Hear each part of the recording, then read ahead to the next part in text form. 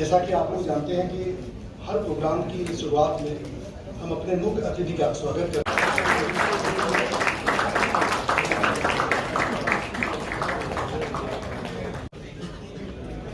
Honourable minister of commerce and industry, consumer affairs, food and public distribution, agriculture Shri Raghav ji भाई का भी हार्दिक स्वागत करना चाहूंगी और आभार व्यक्त करना। मित्रों का, आपको, आपके परिवारों को और तमिलनाडु और गुजरात के हमारे सभी लोगों के लिए आज बहुत सौभाग्य का दिन है। अक्षय तृतीया के शुभ अवसर पर जब हम अक्षय तृतीया भी मना रहे हैं, परशुराम जयंती भी मना रहे हैं,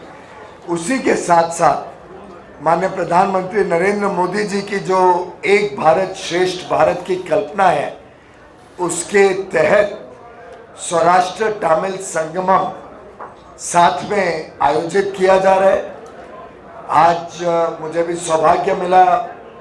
सोमनाथ जी के दर्शन करने का। वहाँ पे जो हमारी बहनें तमिलनाडु से बहुत बड़ी संख्या में ट्रेन से पहुंची, उन सबका स्वागत करने का, उनसे रूबरू बातचीत करने का, और जो उत्साह, जो उमंग उनके चेहरे पे, उनकी बातचीत पे मुझे देखने को मिली, मुझे लगता है कि प्रधानमंत्री जी का जो कल्पना थी कि भारत की जो विरासत है, जो बहुत ही परंपरागत तरीके से देश में अलग अलग इलाकों में एकता और एकजुटता देखने को मिलती है, उसका एक प्रकार से छोटा नमूना इस समागम के थ्रू लोगों तक पहुंचना चाहिए, इस संगमम के थ्रू लोगों तक पहुंचना चाहिए। सौराष्ट्र तमिल संगमम वास्तव में देश को एक करने के लिए, देश के लोगों में विभिन्न भाषाएं हैं, विभिन्न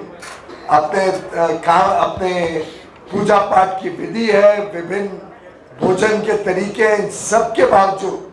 जिस प्रकार से देश एक है, भारत एक है, उसका एक प्रकार से फिर एक बार लोगों के ध्यान में आते रहे, बार बार लोगों के ध्यान में आते रहे, उसका एक संगमम करने का प्रयास किया गया। गुजरात के लोगों ने भी बहुत ही उत्साह और अच्छी तरीके से स्वागत किया हमारे तमिल के भाई बहनों का। राजकोट में, सोमनाथ में, द्वारका में और केवड़िया, ऐसे पूरे सौराष्ट्र के इलाके में और साथ में स्टैच्यू ऑफ यूनिटी तक इस संगमम के माध्यम से लोगों का तमिलनाडु से आना जाना रहेगा। भारतीय जनता पार्टी के भी हमारे कार्यकर्ताओं ने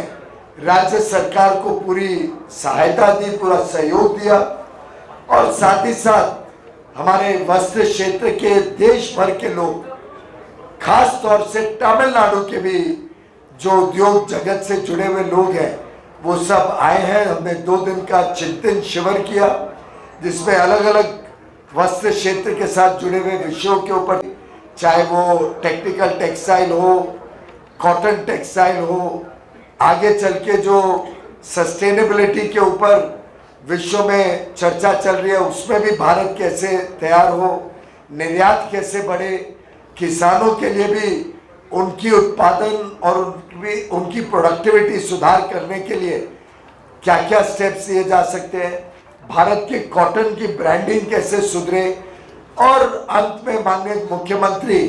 श्री भूपेंद्र भाई पटेल ने समापन कार्यक्रम में बहुत ही हम सबको प्रेरणा दी अपने उद्बोधन से, और एक ई-कॉमर्स पोर्टल हैंडीक्राफ्ट और हैंडलूम का लॉन्च करने का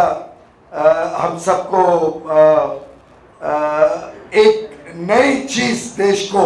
पेश करने का मौका दिया है। मैं धन्यवाद करना चाहूँगा भूपेंद्र भाई पटेल जी का कि उन्होंने यहाँ आके ई-कॉमर्स पोर्टल भी लॉन्च किया हैंडमेड प्रोडक्ट्स का, और साथ ही साथ हम सबको बहुत ही उत्साहित भी किया। मैं समझता हूँ गुजरात की पावन धरती पे सौराष्ट्र तमिल संगमम एक पूरे देश को मैसेज दे रहा है ये देश एक है,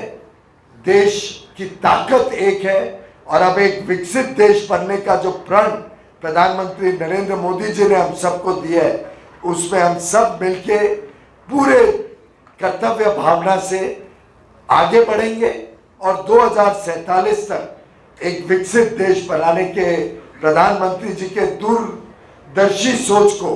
पूरा करने में पूरी तरीके से संकल्पित रहेंगे।